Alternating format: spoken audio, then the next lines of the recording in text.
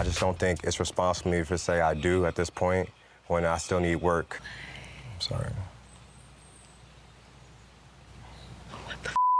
It was the diss at the altar heard around the world.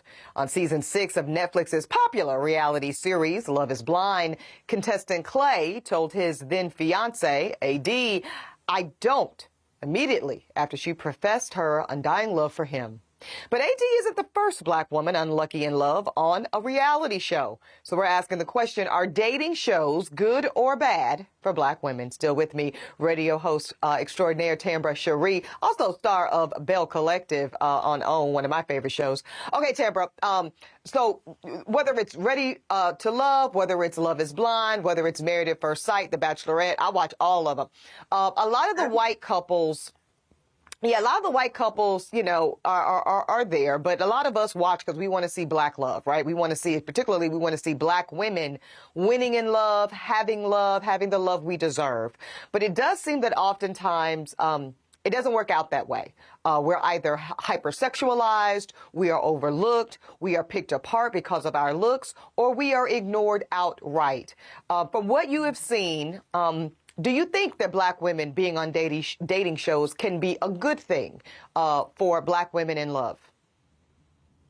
I think it can be a good thing. You know, I don't want to say that it's a bad thing, you know, because representation matters. You know, of course, like you say, we want to see black women represented. We come in all different personalities, you know, we're different. And that's just the truth of the matter. And something that you first said when we opened it, they talked about, you know, the young lady being left at the altar. I didn't even make it to the end of that season, but I saw maybe like 2 or 3 episodes and I saw red flags from the beginning. So I don't even know how they made it to the altar, if you just want me to be honest with you, because that's just the truth. And I think even in dating, women, we do see red flags and we think we can repair people. We think we can help them. We can help build them. We know we're amazing. We can do some amazing things, but sometimes that is not our assignment. But back to our question, I do think that it can be a good thing because we do want to see black women representing in the dating field on television. We do. Yeah, I agree. I think we think representation is very important. We have been on reality television. We know it's important. Yeah, for the world and for black people to see black women of different aesthetics, like you said, different personalities, different professions, different home origin stories. We've grown up differently. We desire different things in life, and that needs to be shown on TV. I don't care if it's The Bachelorette or Will Packer's Ready for Love, which is also one of my favorite shows, also on OWN, right? I think what becomes hard for us to watch, right, Tambra, as black women, is when we see stories that look like either our lived experiences or the lived experiences of other black women we know and love. And I think that sometimes this is the dilemma with reality TV. We want the representation, but we also kind of want to keep family business, right? We kind of don't want to show the parts that we don't think make us look good.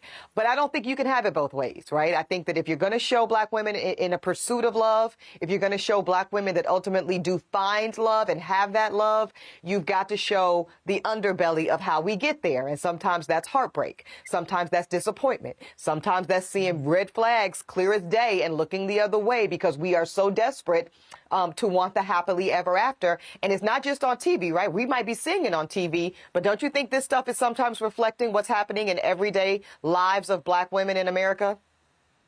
Oh, most definitely. For sure. I definitely think that it represents someone's life. Anybody, like you said, when you watch Ready to Love, there are so many different women, different backgrounds, different professions, different personalities.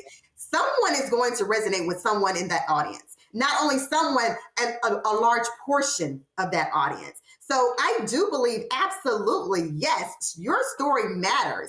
Our stories matter. How we became who we are matter. That affects who we date. All of that matters. And yes, like you said, we want to see that on television. We really do. Like we said, we know representation matters. And that's important, even in dating. Yeah. Now, these dating reality shows, Tambra, they're one thing where the whole premise, the whole plot line is the finding of the love, the getting engaged, the getting married, what have you. What do you think about a show like Bell Collective, or whether it's Real Housewives, or, excuse me, some of these other ensemble shows that have other themes, but the love life part is a part of it, right? How comfortable are you, or maybe some of your castmates, on showing it all as it relates to y'all's love life? Well, let me be very honest. Sometimes you just don't have that control because at the end of the day, they're going to show what they want to show, But I do believe it's a balance. As a professional woman, as far as like in your career, you do have a personal life. And sometimes we want to see how you balance that in a relationship. Because look at you, Eboni. You're working, booked, busy as personalities. We're booked, we're busy. How do you balance your personal life? How do you balance a man? How do you balance dating, your dating life, your spouse? Are they getting enough time? And sometimes I know for me, that's been an issue before as far as time. Yeah. Because we love our careers. We love what we do. We're blessed to do the things that we love to do. And sometimes I've been guilty of it, of putting your relationship on the back burner because I'm focused on my career. And I actually do show that in Bell Collective. You do see that because I'm older, and I waited for some things because I was working on my career, but a lot of people can't relate to that. Because I did that, and I think that's important. Like we said, representation matters. I know some people, a working woman in our field, can relate to that because I have friends in our field that they've done exactly the same thing. So I could talk to you all day. Tambra Cherie, y'all check her out on Bell Collective and all things Jackson, Mississippi. We thank you for joining us. Up next on The Griot, in case you didn't know, Malcolm Jamal Warner, famously known as Theo from The Cosby Show, is so much more than one of our favorite actors. We'll hear from him about his award-winning band next on The Griot.